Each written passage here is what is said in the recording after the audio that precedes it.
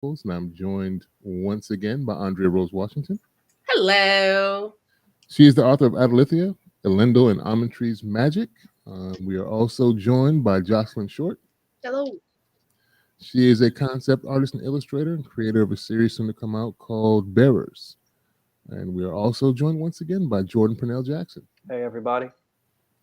He is also a graphic artist, illustrator, creator of Eve of Insurrection, Eve of Reclamation comics, as well as Growing in the Garden. He is also the illustrator for the Ancient Illumination graphic novels and Yambani Chronicles comic series. If you are interested at all in any of our creative endeavors, the description of this episode when I upload the audio will have links to all of our websites, link trees, and things of that nature so you can support us in those endeavors. We are here to talk about episodes 8 and 9 of Monarch Legacy of Monsters, streaming currently on Apple Plus TV. If you have not caught up to at least 8 and 9, spoiler alert, because I believe the finale is coming out this Friday. Yep. Yep. We were able to get together. We'll be talking about the finale on the 15th, and then I think we'll be taking a brief break for a few weeks after that. Got some folks traveling and things of that nature. So let's jump right in first here with episode 8, Birthright. Interesting couple episodes. We had a lot going on. We start off here with Bill and Keiko discussing which of their attributes Hero will exhibit later on live. The brains of Keiko and the curveball of Bill, which is hilarious given what we find out later in this episode. I don't know what Bill was on. Bill ran to think he somehow by osmosis this child is going to have some of his physical attributes. And then we get a Lee flashback as they return to the site where they lost Keiko. I think was that episode 1 that happened? Mm-hmm. She falls. Yeah. And then we're back at Kazakhstan in 2015 briefly, as that's where they're headed to do what they're going to do. And then we go to 1955, where the naval officer basically wants to shut down Monarch, prompting Bill to try and find something. My boy was shady though. The naval Hatchet, whatever his name is. I do not like that man. No, Like, he is such a stereotypical white dude. I have no other word to say for that. Like, from the 50s. This is like, you are so awful. Stop breathing, please. yeah. He's most of the. I understand because of the times in the 50s. Most of the officers are all like they're from the times of McCarthyism, where everybody is like either you're on our team or you're not, and they're just trying to find anything to discredit you. He's talking about Keiko because she's Japanese. They don't believe the other doctor that made basically the Titan phone. Titan bait. Yeah, they find out he was a former naval officer in the Imperial Japanese Navy, so they immediately don't trust him. So Bill ends up like just grasping at straws. They're trying to do anything to try and get their footing back from Shaw leaving when he wasn't supposed to. He was supposed to stick around for that financial meeting with the army, the military heads. Then we go back to 2015. Tim shows the kids the OG office that Keiko and Bill were in, and then of course they transition into the new office where they got this high-tech setup, and Maya's like, this is more like it. They walk through there. And Shaw is going ham on right there. Oh, he's going. I forget. Yes, Shaw wants to go ham on all the wormholes. He's trying to blow up all the wormholes. I don't see how he doesn't see the chaos potentially he could inadvertently create by trying to close them up. And they're really fixated. At least Tim is, for the most part, because I think that's the only reason why Deputy Director Verdugo listens to him. But he's on this bloodline thing with Kate and Kentaro. And I'm like, there is no data to support what you're saying, other than their connections to their daddy, that they're able to kind of find where he's at. but there's nothing that just says they automatically know what they're doing because they're Randa's kids. So I think in a not scientific way, Mhm. I think it's more of you know how your dad thinks better than anyone else. So like Yeah. you will like that bloodline type thing. Like, oh, you're like your father, you could figure him out and find him and figure out what's going on better than we can because you know him in a way that we don't. Mhm. I get that. That's the only way they would make sense because there's nothing technically besides the fact that their grandmother and grandfather started Monarch, there's nothing special about them. Yeah, I get it. But at the same time, it's like They ain't eventually know nothing about this he's gonna until put. what, a What'd month you say, ago? Jocelyn? What'd you say, Jocelyn? I said they ain't know nothing about Monarch until what, like a month ago? Yeah. Yeah. So I'm Yeah, sorry. that's the cool thing. Jordan, you got any thoughts on the bloodline thing? Oh, I mean, just them. Personally, like them walking through the scene. Like I was thinking when they were walking through the hallways, and kind of like this is your legacy. I was like, oh, this is cute. Yeah, this is what y'all come from. But like they don't have any real connection to it. Yeah. But the skill set. Yes, like I'm a huge Michael Jordan fan, as that's who I grew up with. But his two boys, the gene did not go down to I'm sorry, it just they're probably great in their own ways, but it just ain't happened. So But that is actually so true. Just because your parent was good at something does not necessarily mean you are. yeah. And only one of your parents were good at something. There's two it takes two to make a person. So that does not mean you got those genes. You could have got your mom's genes and she didn't play basketball. Yeah. Yeah, and then we flash back to 1955 after we find out what Shaw is planning to do. Bill defends Keiko and actually goes after the naval officer. Uh, and then they had come up with this plan like, yo, we need to find something. Shaw is like, you need to give us a map. We need to lay out where these Titans live, what they do, their movements. Basically, I think they're trying to send the military on this goose chase because Bill's like, we don't have all that. And he's like, well, we need to give them something. We want some money. We don't want to lose our funding. We don't have to give them something. I Basically, have to say that was smart of Shaw. yeah, Like that was one of he knows this is his fault, so I think that was really smart of him. Like we got to give them something to look after. Otherwise, why are we here? Then they fast forward again to 2015, and we see Tim basically is trying to have the kids get their own shot at Columboing in their grandparents' offices in the basement. And I was laughing at Tim when Kentaro notices a specific date. He's like, "Oh, this is my 18th birthday," which was significant for Kentaro because I'm assuming Pops was absent for that day. Like I've only become a fan. He was gone, and Tim is hyped. He's like, "Oh yes, that was a really busy day," and he was like, the look on Ken's face, like, "That's the reason it's my 18th birthday," because he was fooling with you. Daddy was gone. Daddy.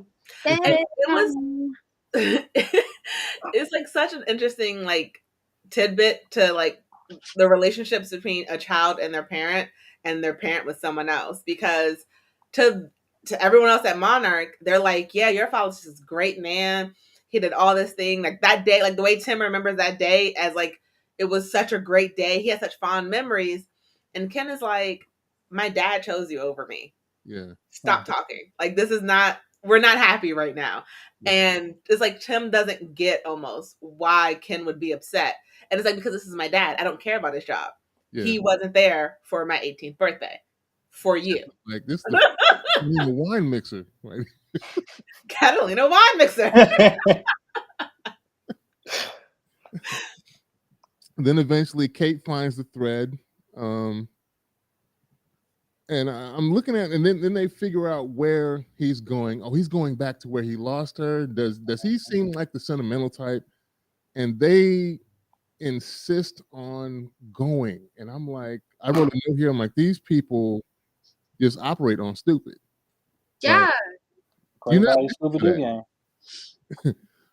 And I'm getting sick of, I don't know if you all are, but Kentaro is pissing me off with his double dutching. That's what Ken do. Do you want to go? When the ladies double dutch back in the day, and you got that one person who's just going back and forth, we even trying to get in. That's what Ken's doing. That's good time.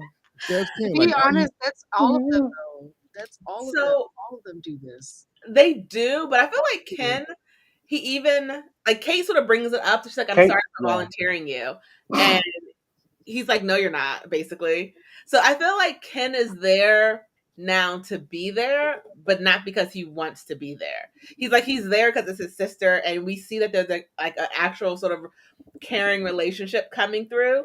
And I feel like if his sister backed out, he would back out. But I feel like he's double dutching because I definitely agree. He is going back and forth because I don't really feel like he truly wants to be there. He's there because the woman he cares about is there, and also his sister, who he's starting to care about, is there. So it's like, and I will be honest, I think they're the only ones who could make Shaw change their minds. There's no one else at Monarch that could ever have a chance to make Shaw change his mind. If anyone could, it would be either Ken or Kate. Ken, to me, he has his moments where he's gung ho and ready to go forward with whatever they're doing, and the next moment he questions like, "Why are we even doing this?" Like, dude, you stupid. In the middle of a tundra in Alaska, you were so gung ho. You walked off by yourself. I'm going this That was way. so dumb. I'm going away. I have to disagree. I have to be right. Okay. While yes, it seemed like it wasn't smart in the middle of the decision making, but like in that scenario, it was almost a no-win scenario no matter what they did because they had no way of contacting. So it was like either he dies with them or dies like it's like either he dies listening to them when he doesn't believe them and they would have or well, at that point they didn't believe him. Like knowing they couldn't corroborate him seeing what he saw was that was the problem there. Yeah. So it's like he had to go off on his own because he's like, if I'm going to die, at least I'm going to die trying to prove I was correct. Yeah. Versus listening to you and going to certain death. Because where else are we going to go? Like you said, it's a problem all around. And like, I think at the time with that, like when they were in the tundra or just like current time is like the early 2000s, right? 2015. Oh, okay. Well, never mind. I was about my very poorly foundational argument was going to be it's the early 2000s, so like not enough movies have come out to understand that like if we split up it's a bad idea. No, it's 2015 and they're just gonna do, they just out here, they just doing whatever they got to do. So they I have a leg to stand on, quite frankly. That's all good. Like I said, I just don't like the double dutching. Either you ready to go all the way or you just not. And actually just go. If you're gonna go home, stop pump faking and just go home. Or, just pick one and go. We flash back to the 1950s again, and Keiko wants to clean up their evidence and data to make it more presentable as proof to the military that's trying to shut them down. And Bill has his little, I call it the Geico moment, because, you want to make it so simple even a caveman could do it, basically. He's like, basically, we want us to break this down so a Neanderthal could follow these directions and see what we're getting at, which was pretty funny. And later on, we find out the juicy tidbits that Hatchet was talking about really weren't all that big a deal. At least not to me, it wasn't that big a deal. It's not a big deal in this day and age, but it would have been in the 50s. Well, I was thinking it was going to be more severe. We'll get to that in a minute. But the reason, because of World War II and everything in Japan and our history, I was thinking it was going to have something to do more with that. Yeah, I thought she had like international secrets or something. Like, or again, had ties like that with the other doctor, had ties to the military, the Imperial Japanese Navy. Yeah. That's what I was thinking it was going to tie into. Yeah. I mean, it could be. We just don't know. That's true. Very true. Right. You're right. Yeah, because we don't know who we don't know. We flash forward again to 2015, and the tactical team is going to end up pulling punches at Kate's request. We're not gonna go in guns a blazing. We're gonna take the vest off. We're gonna talk nice to them. That part was so funny. That part was so funny. She came out. Yeah. She said, "Wait." No. Not then. I'm talking about on the When they're still in the truck, car. on the car ride. Oh, okay. Oh, When sorry. they're sitting there on the car ride there, and May picks up a vest, and then she Oh, hesitates, like, okay. I'm not gonna be the only one who puts the vest on. So she puts it back, and I'm like, does nobody know that Michelle Duvall left two Monarch agents laying on the side of the road when she freed Shaw, and you're neglecting to protect yourselves? Like, But I don't again, think she shot them. I think she just tased them, but she did leave them on the side of the road, and they drove off with Shaw, and there's some dude just shaking on the side of the freeway wherever he was transporting him. and that is very true for Monarch agents. Yeah. Those three, I think, are safe. So Yeah. it's almost like Kate is playing, Roulette. is risking the Monarch people's lives. She's not risking her life, Ken's life, and May's life because she knows Shaw's not going to hurt them. She's will pulling hurt the my other dog people. don't bite. She's pulling my dog don't bite. Do he bite? No, he He don't bite you. He Yeah. just wants to. He just wants to play. Yeah, she is. And so she's safe, Ken's safe, and May is safe. Yeah. But the other Monarch agents, Yeah. she's playing with their lives. She's not playing with her life and her brother's life and her friend's life. That is crazy. And we see a similar experience when they get to Kazakhstan. They've built some crazy dome over the facility. Because we hear earlier, I think we see that when Shaw and them, she's like, "Oh, well, they're trying to keep something out," and he's like, "No, I think that's their feeble attempt at keeping something in." And then we see a similar experience with the new Monarch agents and Kate and Kentaro and May when they're telling them how much radiation is there. And it's like, "Oh, it's not good. It's close to bad, but it's not really good. But something is draining the radiation that's here." And then we know that when Keiko and Bill Randa and Shaw went there the first time, it was like this crutch of Titan babies, I guess, that were feeding off the radiation. So there was no like strong readings once they got there and they were able to take their masks off. We see a similar thing happen, and they find the charges that Shaw and his team have set to blow the wormhole up. And then there's a standoff with Duvall. And this, Jocelyn, is I believe what you're talking about. Yes. Where she takes a leap of faith. And I was like, what is happening? Kate's like, everybody stop. Wait. Yeah, I'm like, what is happening? No one's shooting anyone today. It's so ridiculous. Stop. So Again, ridiculous. she knew she was not going to get shot.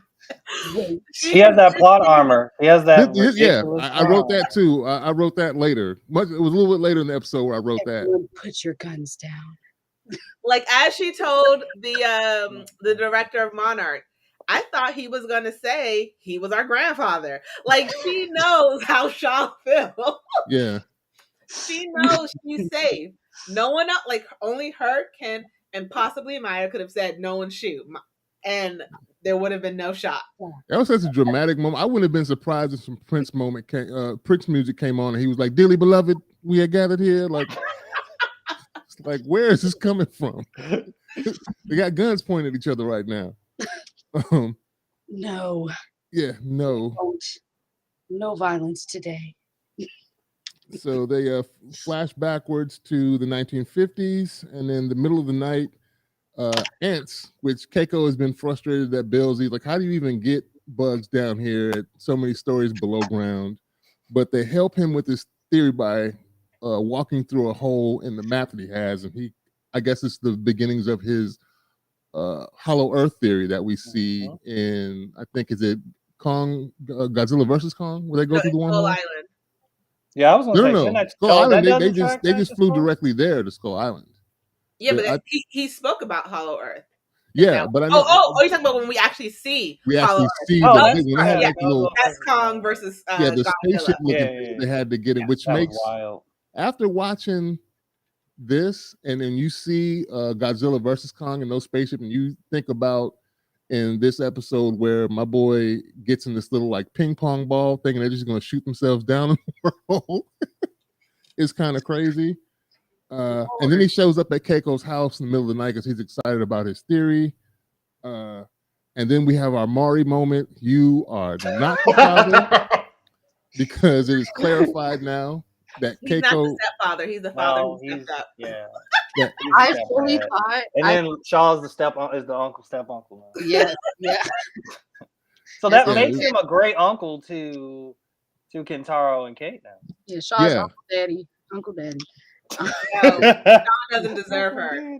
Yeah, because we find out that this is the juicy tidbits that the naval officer had, that she was actually a widow and was applying for visas to get her mom and her son over to America. And she had saved up enough money from the money from Monarch to do that. And then she was, basically expressing how hard it is to raise him alone. My Bill's like, you ain't got to raise him alone. I'll be a Huckleberry. And then they hold hands, and then I'll be his daddy. Oh, Rod, to comment on your point from earlier, I think it was funny when they were talking about like these kind of expectations we were going to have on him, on Hiroshi, and they never referred, like the way Bill was speaking, he wasn't technically referring to his physique, but like teaching him how to play baseball. Yeah. And I was like, I thought that was clever how like they're not referring to like what he'll look like, but like what he'll be capable of, which I thought was clever. I think that's kind of inferred though, which is why I was kind of tripping on him, thinking he was just going to inherit your curveball, because some of that's got to have to be. It's not just I can teach a kid to do something, but if he doesn't have the physical faculties to do it, that's not going to help very much, I mean, one could dream. I mean, hey, yeah, it's a skill. I mean, hey, they're dreaming. They're like, what could he become? We don't know. So you can't gauge that. He's like 5. Yeah. But this is why I also sort of like Randa, because we can tell that he respects her as both a scientist and a woman. Yeah. And it's like he is very careful about how he phrases what he says to her. Yeah. And because we know he attracted to her. We know he loves her. We know he wants her. But he's like, okay, I understand. And then he doesn't even though he says like you don't have to do it alone, he's like, you have us. And he sort of adds Shaw into the mix as well to not like assume she's going to like want him. But I was like, this is why I like Bill, because Bill, I got your back. He says, yeah. He's like he doesn't assume. But he did grab her hand though after saying that. Yeah, he forgot about the hand grab. That's a classic move. This whole scene, like when he first came knocking at the door and she was like, "You have to go," I thought it was gonna be like a caught in the act situation. Me too. I thought about it, like Lee comes out shirtless. Like, oh yeah. That would have been hilarious. I thought about it too. I knew it was going to be that because after the last episode, after episode 7, I was like, I figured she was done with Shaw because Shaw would not like do what she asked. So I didn't see. I saw that vibe in between them when like he came to Japan. She was just like, I'm done with you because you can't respect me. You ain't gonna, well, not even that. You're not going to do what's right above what you feel, and so I can expect you to do what we need to. And that's why I was like, I didn't know what it was going to be, but I knew it was not going to be Shaw. If it was another guy, it was never going to be Shaw. I knew that. I was like, nah. Mm-mm. Yeah. So we flash back forward to 2015, where Kate and Shaw are having their own little personal powwow, because when the standoff, when she said wait, he was like, I'll tell you what's going on, but just you, and calls her to the back so they can have a little talk. And then she's like, why should I believe you? I want to believe you. And then he pulls this, you looked into his eyes. It's all about belief. He's not just a mindless thing, just tearing up stuff. And here's where like some people with animals and this weird like trust, people, oh, it is cute. Like it's got fangs and teeth. It will tear you up. I used to have this DVD back in the day called When Animals Attack. I remember I had this dude in a cowboy hat with his wife filming, and he had a bear. And it was a bear sitting there, and he had a rolled up piece of newspaper like he was dealing with a puppy. And he was like, sit. And the bear just kind of looks at him, and he's like, you realize I'm a bear, right? And then he messes up and then pops the bear on the nose. And the bear finally gets tired of it and mixes his ass up like a record and he plays dead on the ground. And then the bear walks over and smacks the paper too, like, yeah, you can get it too, and then walks off. It's like this is what I feel like Shaw is kind of doing. Like you can't control or help these things. They're too big. They're looking like us. How we look at ants is how Godzilla is looking at all of us. So I'm like, you are not intention. the Irwins. But We're not any of the Irwins. Okay. But he's Like, on to something though. But he's on to something like the whole idea, like of it's Godzilla being this protector of like these dimensions. I And like understand that. him being like a more sentient, because I always like have asked that question, like what is Godzilla really doing? Like, is he just fighting monsters? Some movies he's just destroying a city. You know, his motivations, this creature's motivations kind of Well, shift and change. in this version of Godzilla, he only comes out to fight other monsters when they are attacking us. That too. And Exactly. so, but I agree with Rod on this one. It's like, why do you think you can control a wild animal? Like, and then something of that size. Like, there is nothing you can do to control it. Yeah. You gave your best nukes to destroy it, and you fed it. Yeah. Like, my thought eat those. my thought behind what he's doing, what Shaw is doing, and correct me if I'm wrong. I thought his whole plan was to try to just seal up the entrances because like he, like everybody else, doesn't want any more attacks on the surface. That is because you can't stop it. So his Yeah. thing is just like this is what I can try to do to stop it. Is That is like also to true. try That to is his keep them motivation. from coming out. Yeah. That's It is. I think that's what he means when he says I'm trying to help him by basically helping the gatekeep by closing up most of the gates. Then it makes Godzilla's job easier of keeping us separate. But he still is when you talk to someone, say you looked into its eyes and basically saying it has a certain level of communication with you, therefore you can infer its intention and intelligence is kind of a wild. yeah. That would lose me a little bit if you were like it's about belief, and I'm like, get out of my face. What are you talking about? You will be no less punished. But they don't know what the fact is. The fact is, I am an ant to him. Yeah. It's one of the morbidly hilarious things in life, I think, when you see people with wild animals and you like, I don't think you should be that close to that tiger. And then they're all surprised when, like Chris Rock said, that tiger didn't go crazy. That tiger went tiger. I also feel like, oh my God, I also feel like and I know this, if he was to say what I'm about to say, I know this will probably like ruin what we find out later. Mhm. If he was to say this, which is like, I've been down there. I know, Yeah. you know, like that, yeah, it would spoil it. But if it wouldn't spoil it, he could have just said that instead of Yeah. belief. He could have said that a long time ago, to be honest. And I'm assuming because the way he says to Kate when she says, "I don't believe you, but I want to believe you," and then he's like, "Well, you're further along than Monarch was," because apparently he told them everything and they still didn't believe. So he was like, "Well," and that was the reason why he wanted to talk to just her.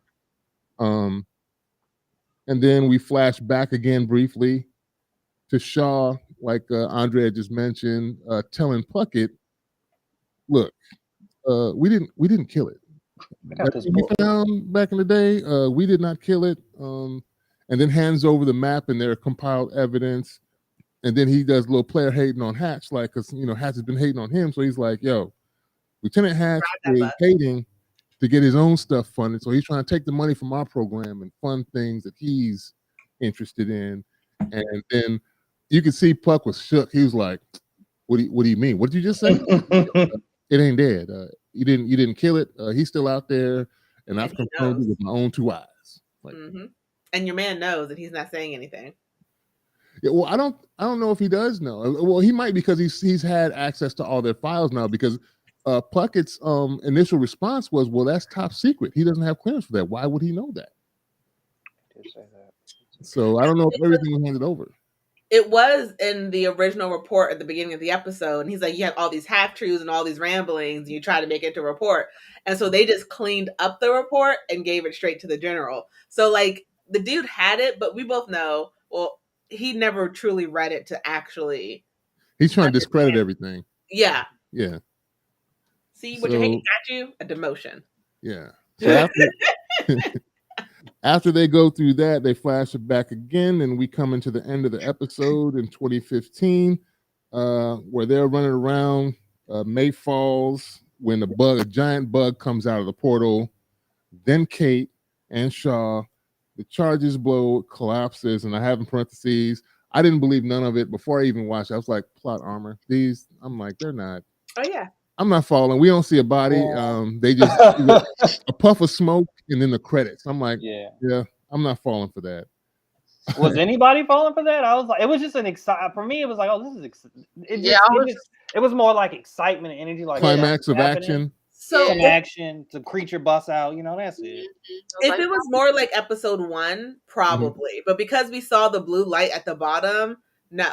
We know. Yeah. Portal. Yeah. I'm saying again, after watching this, after knowing what happens in Godzilla versus Kong with regard to the portals, I'm like, how is anything surviving? Which I think just makes it hilarious what we get to in this next episode, because we go to episode 9, which is titled Axis Mundi, and then we see a young Hiroshi with Bill and Uncle Shaw. And it shows basically post loss of Keiko, Uncle Lee is going somewhere, and he gives Hiro a little keepsake, a knife that, hey, I was going to give this to you when you got a little older, but I'm not giving it to you. I want you to return it to you. Give it back to me, basically. I'll be back soon. Mm-hmm. And we have the, that's why I have in quotes, like, the Monarch ball drone experience is bold, especially knowing what the technology that we see years and years later that they built. Like, we was really just strapping ourselves in this metal ball and throwing ourselves down this wormhole. And I'm thinking, like, how are you going to, like, if you don't know what's on the other side, like, that mechanism has no, like, there's no landing. Like, there's nothing, you're not trying to land. That happened just this past year, y'all. That happened just this past year. Oh, we're talking about the you talking about the submarine? Talking about the submarine? No. The submersible? It's a submersible, y'all. It wasn't a sub. It was a submersible, y'all. The one that just happened. Yeah. Isn't it crazy? My thing is, why would you not send a probe first? Yes, yeah. Why would you not send? That's a while they sent people, and then also didn't have an understanding of like what happens when the gateway closes, which is like you can't control when it opens or closes. You have to have. That was the wildest part. James Ficklin laughing my ass off. That was the wildest part. In 1962, we have, and Puckett is making it seem like this is the moon landing competition, right. Except for this is who did see there? Underspace. Oh yeah, Underspace. That's what they call it. They didn't even call it something cool like Inner Earth. They called it Underspace. Yeah. Have y'all seen Poltergeist? Yes. That was Remember when she was like inner space? Yeah, yeah. And this was a old Looney Tunes ass plan. Like, we're gonna lure a Titan in to make the path passable. I'm like, are you skipping over the fact that we have to lure a Titan here to let us follow his wake? And we're doing Tokyo Drift with the Titan. And like, you're just sitting there with no like protection. There was no protection, and that's what was making me nervous. I was like, Is a Titan gonna pull up on our end or the other Inner Earth end? I was like, what's gonna happen? They were thinking he was gonna go home and they were gonna follow him. Like, I was like, what kind of Wile E. Coyote plan is this? And y'all see what happens. The portal kind of blows up. This like a little mini earthquake. It falls through and Shaw is presumed dead. And then after that point, we knew it was coming, that eventually Puckett was going to try to shut things down. That comes later. Obviously, Bill is going to continue now. He's obsessed because he's lost Keiko and he's lost Shaw, and he's going to continue doing that. We all know until he meets his demise in Skull Island. So, what were you going to say, Jocelyn? Like you had your hand up. No. Okay. I feel bad for Hiroshi. Okay. You want to back up a little bit? No. Sorry. Go ahead, Jordan. I said I feel bad for Hiroshi. Him growing up and losing everybody. Yeah. I'm like, everybody it's a messed up life. I'm like, everybody failed that little boy. You wondering why he's a deadbeat now. He's like, I have no. He's never had a parental figure. all my parents died, so I'm just gonna have multiple This is families. generational curses. Keep it Yeah, going. really. It's like, damn. So we flash forward again to the aftermath of what happened at Kazakhstan, and Ken wakes up after the debacle at Kazakhstan. My boy Tim has 9 lives. He This survived. dude, Truly. He survives everything. He's ashy. He's always just covered in dirt. Like, come on, man. So you know what's interesting though? His ex-partner in episode 8 said, Tim, you're not cut out for the field. But he's the only one consistently coming back home. yeah, all the tactical people in the helicopter was dead when they crashed and Godzilla knocked them over. He's the only one that came out. When Verdugo, where is such and such? They gone. All of them. All of them. Like, Y'all didn't even check. Y'all didn't find anything out. This show is so funny because like nobody is meant to die at any point. Everybody just gets a little dirty sometimes. Yeah. Like that's it. Yeah. So it's hilarious that Shaw, May, Kate presumed dead, and now Ken, he's back to double dutching. He wants to finish Shaw's work. And then we see his mom shows up to take him home. And then they flash into what happened in the wormhole. And of course, in the Hollow Earth, Shaw survived. That's my premise. Of course, Shaw lived. Mhm. May lived. My Natural. question is, if he's been there before and knows what these creatures are, we seen what we saw at Skull Island. Why are we screaming? Why are you scared? We did this before. Well, that answer does come a bit later when he explains it to May. So I'll hold my comment Okay. until he explains it to May. Yeah, he explains it. What's the name of the show? It's Monarch Legacy of Monsters on Apple TV Plus. Basically, it's a TV show, a series that's a prequel to the 2014 Godzilla film. And yeah, so that's the show we're spoiling. Episodes 8 and 9 are what we're talking about right now.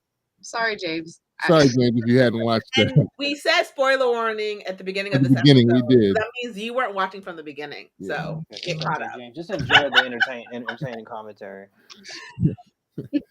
And so yeah, so then he finds May, and immediately I was reminded of like some weird video game where you had to make it through. It was like one of the obstacles. This lightning storm just pops up out of nowhere. It's Final Fantasy X. I like. Yeah. Oh, that was a good. Okay. It's specifically a mini game, but like an extra. It's not secret, but it's like to get an extra thing in that game. You have to dodge like. You got to get through the lightning field. The lightning field that strikes upward. So yeah, like you guys were saying, he's basically starts explaining to her after, like, this is normal. This is what happened to me when we first touched down. You got to move out of this lightning field. It does something weird to your vision. And May's like, how do you know? And he's like, I've been here before. That was probably one of the moments she could have been like, you could have told us that before.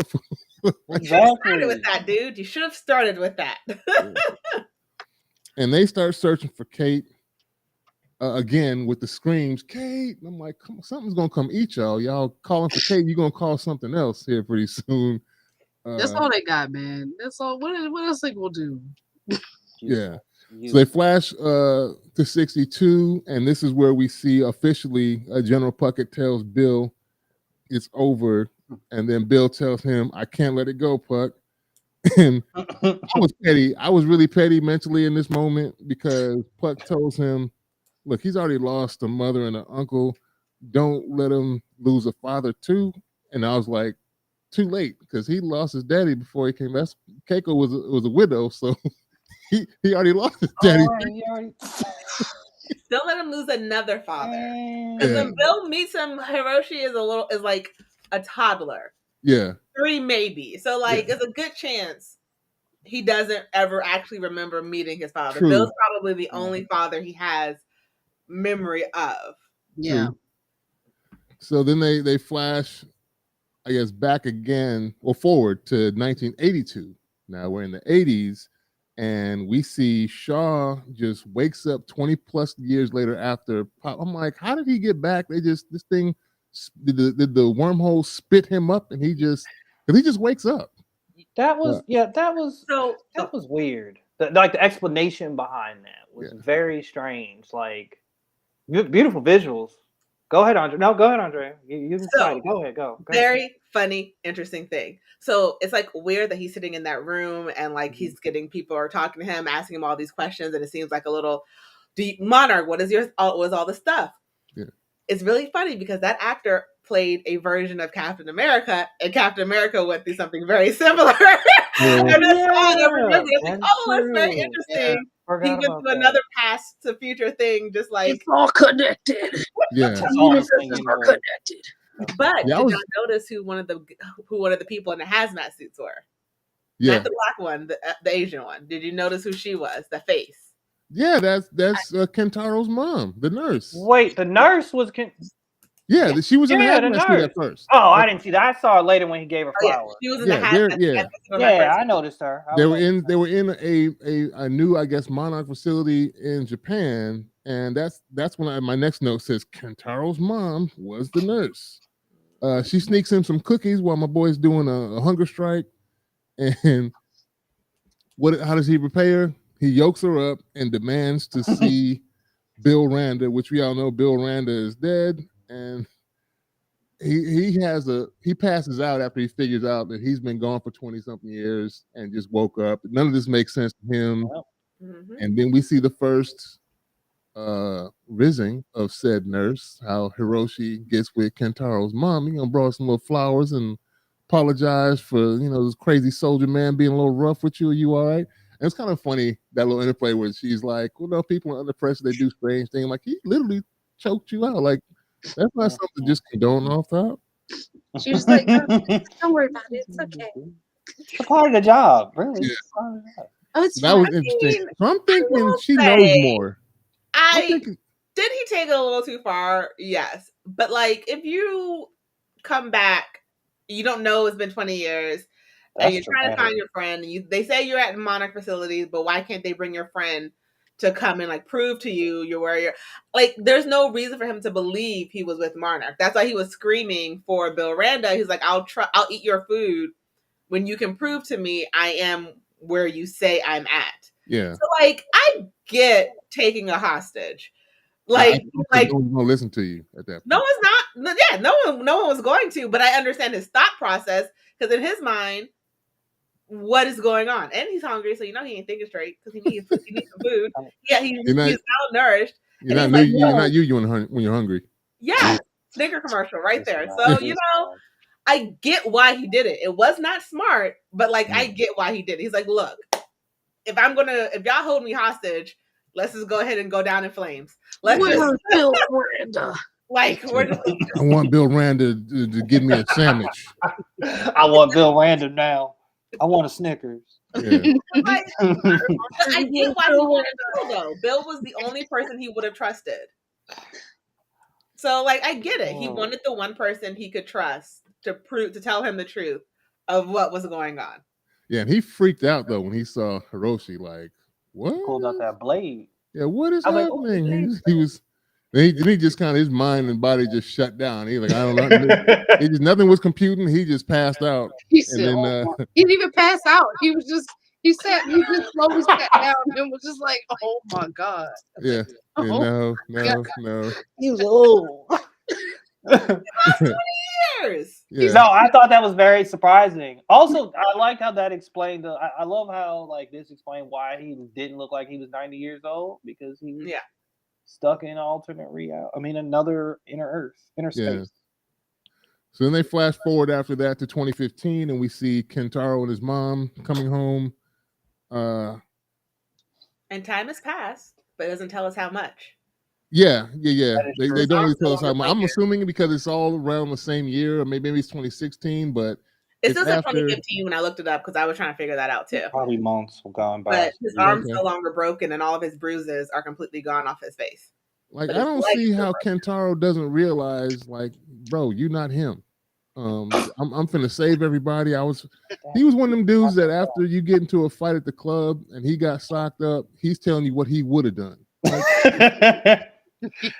he's lucky y'all got here when you did, because I was going to whoop him and save everybody. Like, no, bro, you weren't.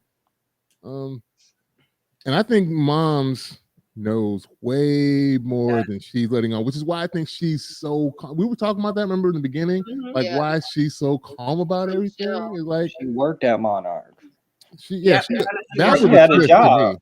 Yeah, that was a twist to me finding out she worked for Mom. Like, okay, she knows, Moms knows more than what she's letting on. I'm interested to see when at this finale if we get a kind of verification of that, if she reveals more later on. But that also begs the question, why did they not know that he had a son? Because they knew about the daughter, but they didn't know about the son when they saw her. I think it was opposite. No, they knew because when they came to Ken's apartment, it was only because they tracked her phone had been there. And then was when they saw Hiroshi's photo on the mantle, it was like, oh crap. Like he realizes that's their son. So that's his son. So they knew about Kate because he found Kate in like the train station and followed her and then went to Ken. And that's why Ken's mom was also like quick to run. Yeah, So I have it mixed up in my head because I thought he said I didn't know he had a daughter. Like I thought. No, that was Shaw. Shaw didn't know about Kate. Oh, that's true. Okay. But Monarch knew about Kate. They didn't know about her Ken. Which is weird if his mom also worked for Monarch at one point. Which That's is a little strange. That's kind of strange if two employees have a kid. Well, I mean, they'd be more likely to keep it under wraps because they work together. So I don't know. Like, That's Tim was obsessed with Hiroshi's like life, so he wouldn't be shocked. He should not have been shocked to see Hiroshi's like memorial on their mantle. The shrine to him. On their mantle, like he did. So that tells me he didn't know about that side of Hiroshi's life. Also, Tim was kind of, I don't know. Tim gave me vibes like he was a subordinate. So it's like there are things like he obviously wouldn't know. Like there's this constant. I don't know the way Tim be talking. It was kind of like he's that legend. Like Hiroshi was the legend at work. Like I don't think he had that level of an intimate relationship with Hiroshi. Yeah, that's true. Yeah. So we see later because we stick in that timeline, and Dr. Barnes at Monarch finds a signal, and she's all hype about it because when she zoomed out, there was a pattern that they could find. Then they flash back again to 82, where we see Shaw waking up again in this little hospital bed and breaks everything down to Hiroshi, and Hiroshi's kind of getting his little reconciliation, even though he had told the nurse that he really didn't want to go talk to Shaw. And basically, he like, yo, me and you ain't doing nothing. We're gonna put you in this basically a Monarch insane asylum, basically / old folks home, where we're gonna study you to figure out what the heck happened. And he finally, that's kind of what pressures him during that conversation to tell Hiroshi what happened. He's like, you can't keep it to yourself. You need to tell us what's going on. And Hiroshi blames him, kind of him and him, Keiko and Bill, because like we've lived for 300,000 years with no contact with these Titans until you three. I'm like, damn. He like basically y'all stirred the pot and got all this trouble in here, and basically we see that Shaw stays doped up in the old folks' home until basically around G-Day, or basically when you see the incident in Honolulu where Godzilla comes out to fight the two Muto.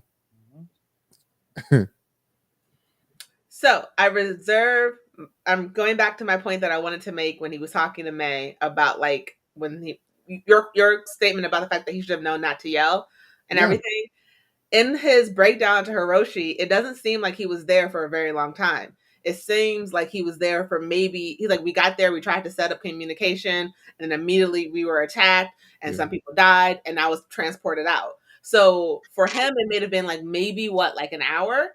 And so he's like, and it was 20 years here. So he's like, we literally don't have time. Because like the longer we're here, because we're seeing it's only been like a couple seconds have transpired on where they are, but we've seen that Hiroshi went from having a broken arm or broken leg, being laid up in a hospital, to being able Kentaro, to being broken arm, broken leg, to being his arm is healed. He's now home on crutches. His face is healed.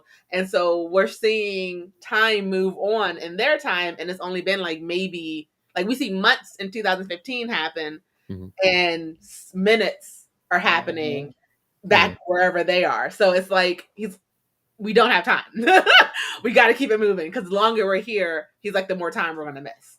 Yeah, I get that, but at the same time, he knows for a fact, he has intimate knowledge that these creatures and something out there exists. Oh yeah, he does. And for me, that's why it was weird. I like the transition of this section because the explanation he gives to Hiroshi is kind of tied in simultaneously to the explanation he's giving to May, where they're walking around in the Hollow Earth, and he knows that that's their domain. This is what Godzilla is trying to cut off from. So the creature, what that was messed up. When we see the launch party with Shaw and them land, it was like the beginning of Vox Machina to me. Like, Yeah. when everybody just got that's true. My girl, we're all dead. They all died. They all died. Lightning bolt through the chest. That lightning bolt through the chest is crazy. Like, yo, yeah, it sure was. But that little. I wonder would that have been the less painful than being eaten by one of those things. So it's like, if you had to go, being struck by lightning, like how long is that going to last? A couple seconds, or would you might die from shock by getting eaten by the giant creature though. You hope it's instant. Yeah. Yeah, I feel like I might prefer to be struck by lightning than eaten. That would look cool. Just because you don't know if they're gonna eat you in one bite or a couple of bites, and then if it's one bite, like what you got to face some foreign creature's digestive tract. Okay. I mean, that mouth should have been dead by that bite. That mouth looked like a giant cement mixer with teeth. It did. Yeah, that's way worse. I don't. That's like a wood chipper. And I just feel like my leg, like you going in through your legs, you're feeling it until you get to your head. Yeah. And so or your heart. So like, I don't want to go that way. I take electrocution too. I'll take electrocution for 200. I don't know. One of them. I mean, one of them didn't even make the landing.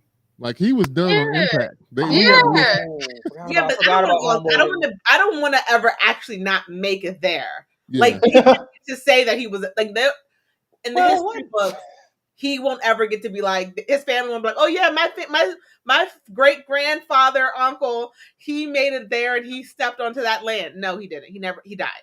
But nobody knows that. Nope. Like, I want the bragging rights for my generation of family. Like, I made it. I walked there. I took photos, and then I died. Yeah. I have to say, it is so crazy. I mean, I understand Hiroshi's point of view, but it is also so crazy of Hiroshi to have asked Shaw, like, please share what you experienced, or else it would have been a waste. And then Shaw tells him what he saw, everything about what he saw, and then Hiroshi is just like, you're stupid and crazy. This whole dismissed him.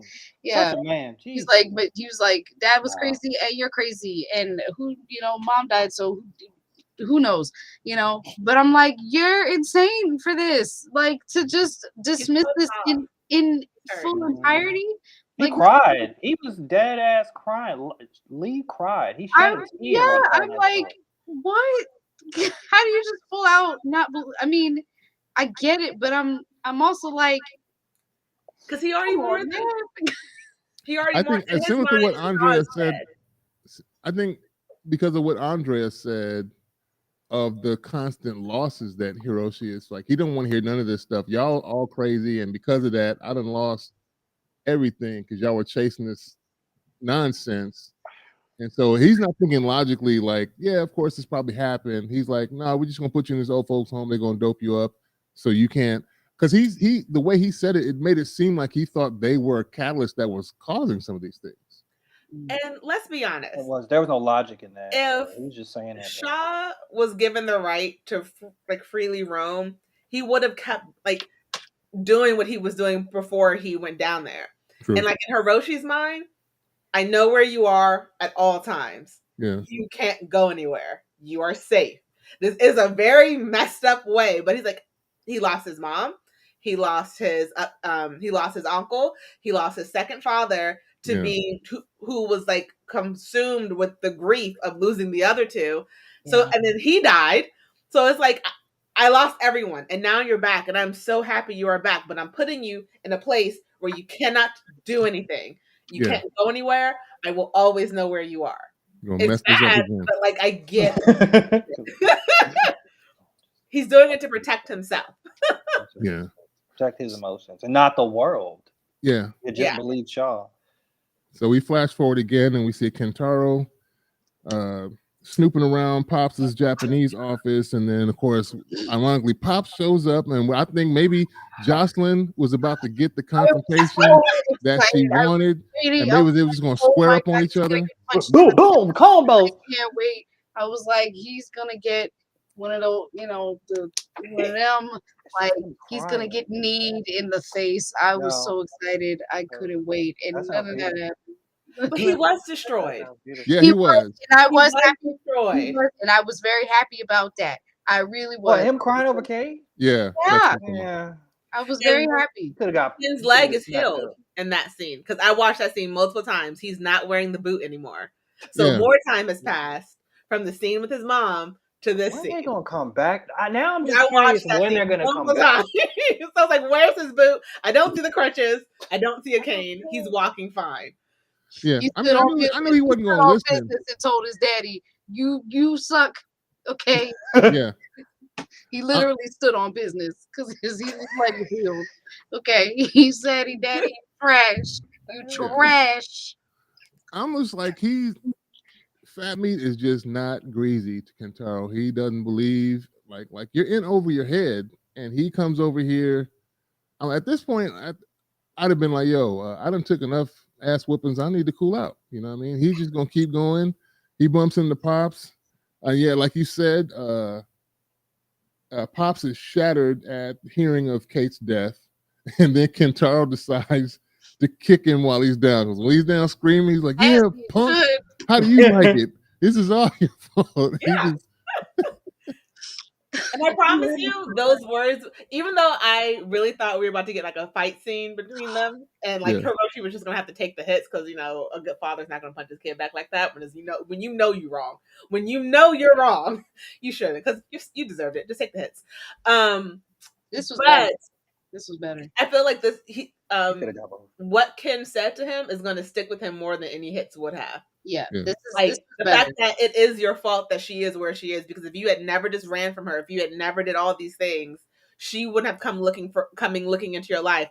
I wouldn't have met her. And like, I almost feel like he's also blaming him for being sad that Kate died. He's like, I am grieving my sister's death because of you, because I know she exists because you were a crappy person. Yeah. Like, this is all your fault. Yeah. And it honestly, it's because he said all that and he's not gonna beat his ass, it's probably better. Because after he said that, I feel like if I was that dad and did all that stuff, and then my son said all that stuff to me, I would expect an ass beating.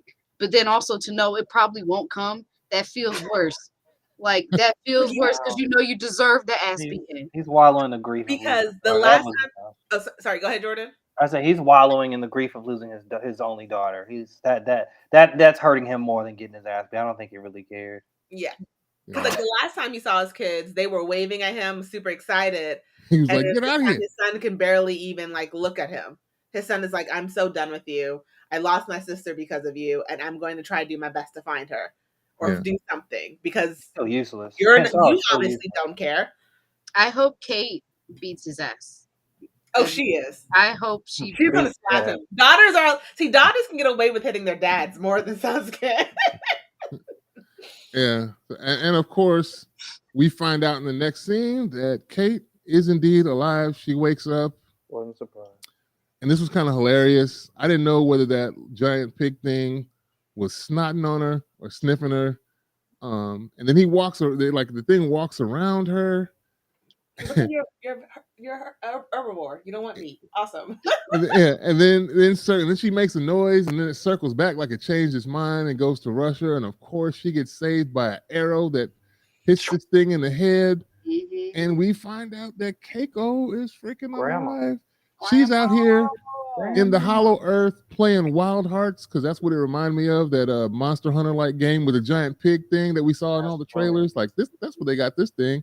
So yeah, Keiko is alive and she's been wholly preserved, like at when she went down. So if they thought Shaw looked good for 90 something. She really looked good for 90 something because she Don't ain't nobody, aged.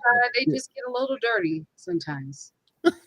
They just fall down holes and get dirty a little bit. And get right back up again. I have to say, this is one of the best endings because I would not have expected her to still be alive at all whatsoever.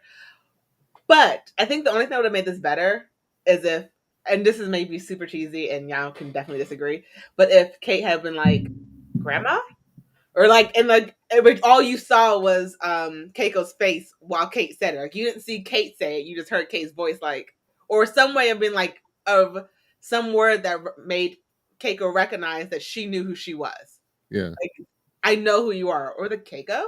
Either that, That's or she could have given us a Nani. Yes, like whatever. No, So no, That's racist. no, Ron. This is not an anime. No. Nani? Why would so I'm not getting the joke. What is the joke? Oh, Nani. What in Japanese? What? Oh, They say that in anime. They Yeah. say it It's- very specific. Nani? Nani. Yeah, the original is from Fist of the North Star, where these characters are fighting, and one of the characters whoops the dude so quick, and he says, "Omae wa moshinderu." He's like, basically, you're already dead, and the character goes, "Nani?" And then he Nani. blows up, and then that's been used ad nauseum since okay. then. I guess. But so the surprise That that would've the been Nani hilarious. in this instance that grandma is still alive would have applied because you're super Yeah. surprised by what happened would have been hilarious too, and it would have been kind of crazy. I liked it the way it ended. It was perfect. There was no need for anyone to say anything. See, I said y'all could disagree with me. Perfect. I know. I'm just saying. I'm like, that's cheesy, Grandma. So I have Andrea. Did they have so? Oh no, they had physical images of their photos of their grandma. Yeah, So she knows she who would have Yeah, she's recognized her. She Yeah. would have. I mean, she could have recognized her. Would have recognized her. Yeah, No, She it did was because she recognized her in the photos, and they're looking through Yeah, the yeah. files initially. But I was really happy with how they did that. That was fire. It gave me was it gave me Ant-Man. It made me think of Ant-Man. Oh, yeah. Where what was it? Was it what's Van his name? Dyne, Oh, who's still and yeah, alive after all that yeah, time. she was still alive in Have the y'all seen quantum Aquaman? realm Have y'all all seen along. Aquaman? no. Oh yeah, What happened? yeah, I did. I said, have Yes. y'all seen Aquaman? Yeah, the second one, right? The first one. No, the first Oh one, yeah, I saw that one. because the mama was still alive. Oh, and that too. She was That's right, alive yeah. all Yeah. along. Yeah, so it's interesting. I'm wondering how they're gonna close this out because we got the finale coming up on Friday, and we'll see what happens. Interesting. I liked it. It's got a lot of action. The CGI and everything has been cool. The action has been cool. The drama in between the various characters and the varying timelines, like how much more time back and forth are we gonna get now? Because I think it's now we can just all live in the present time. It's converged. Yeah. Yeah, I need to stop The world building has been great though in this show. Like sometimes I feel like some shows when they're trying to world build, they spend so much time doing all the lore that it's just like, okay, can we get to the action? Or we get the shows where it's like it's just action. It's like I don't understand, how do we get to point A to point B? What's going on? But like this one's doing a great job of doing both world building and action, and also like giving hints to the movies that are to come. I totally feel that. Like, Because there are 2 movies that take place after this TV show in the timeline. Yeah. And so it's very interesting how they are keeping things going and keeping things moving and like staying true to it. Because sometimes TV shows I feel like go a little bit off. Like, well, how does this fit into the movie realm at all? But I feel like this show fits perfectly into the movie realm. And it's been interesting because it's enmeshed completely throughout the timelines. It's just all blended together. Yeah. That is for sure. I know I was hating on this show initially, but I do like as this show has progressed, I think what's making it better for me is that like it's tying in to other shows like the Apex, referencing of Apex, them show this episode when they do the kind of time jump of showing Shaw aging in the old folks home. Yeah. They're showing clips of like Godzilla fighting Muto from on the TV screen, so that was like nice callbacks to that. So I think this has gotten better. This for sure gotten better. The characters are That's still goofy. yeah. Yes. Go ahead, Andrea. I just have to say, seeing how much time Shaw actually lost in that like nursing home thing, It's really sad. it's actually really sad. Like Yeah. it's at least like 40 years.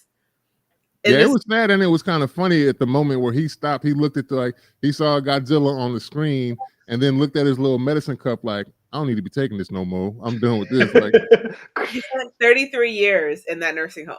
Taking that BS medicine, and now getting Like, good I at was right. But shuffleboard and bocce ball or whatever the hell they was playing. yeah, I feel so I do sort of feel like I get why he's crazy. It doesn't make it right, but like 33 years held hostage, get your Yeah. revenge. I mean, get it Yeah. legally, but like, and it's kind of ridiculous because like I feel like if I were him, like yo, I told y'all this was gonna happen. We should have had better defense. Like I don't know. It makes me question like what was Monarch doing for 40, 50 years? Like Nothing. That's what he nothing. said. They're completely Chilling. useless. I'm It's like always y'all. They're like showing- the most useless gang. I guess government organization ever. Like they ain't making no tools, no weapons. They just Yeah. chilling. Shaw had Steady. every Waiting. right to be as upset as he was that like Monarch don't do nothing. All right. I'm outside of the establishment after X amount of years and these monsters still showing up. Like what is going on? Like what are y'all doing?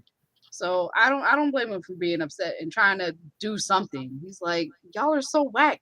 Like y'all just data F the data. Like they're still coming. Doing Like some what's research. going on? You gotta believe. Gotta believe. Gotta which believe is in hunt the special monsters and blow up the 150. border. No, that's not the right word term. 180 from who he was in the very beginning, where he was like, "Where's your proof? Where's the data? Nothing is supporting this."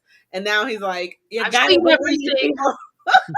I've You seen gotta everything. feel it. Gotta close the holes. Yeah. So Do yeah, something. Doing something is better than nothing. Let's just do something. He turned into a whole tinfoil hat. He said, "We Yeah. got to close the holes. We got to find the kids." he went from thinking Stop it. Keiko and Bill were crazy to being a perfect version. Well, not a perfect version, but becoming like a mix of Keiko and Bill. More He radical took, though. even though he didn't say it to him, he took what Tim said to heart. Let your freak flag fly, bro. Thank you guys once again for chopping it up. I was excited about this one after rewatching. It's been really cool. To the 4 or 5 of you that have been watching online while we do the live stream, appreciate you guys taking the time out of your day. Monique Pinkett says, I am new to the Godzilla series, and I like that I don't have a lot of Godzilla knowledge to adore this season arc. It is great for newbies and longtime friends. Agreed. Yeah. Agreed. Specifically for this universe of Godzilla, though. Yeah. Like this does The not American compete Godzilla. to like any other type of Godzilla. I don't think. Like not to the one with in New York.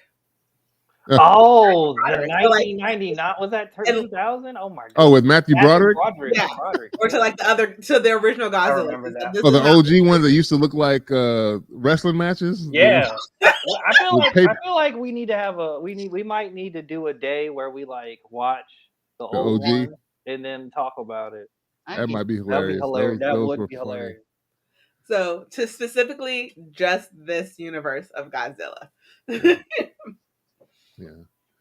Well, thank you all once again. Like I said, there will be a link in the description of the audio when I upload it to Spotify for podcasters with links to all of our websites so you can support us as creators. Thank you again for taking the time out of your day to listen to us chop up about these things. Tune in next Monday when we stream live again on Monday the 15th. We're going to be doing the finale, and then we'll be taking a little hiatus. Appreciate you. Y'all have a good one. Bye. Peace.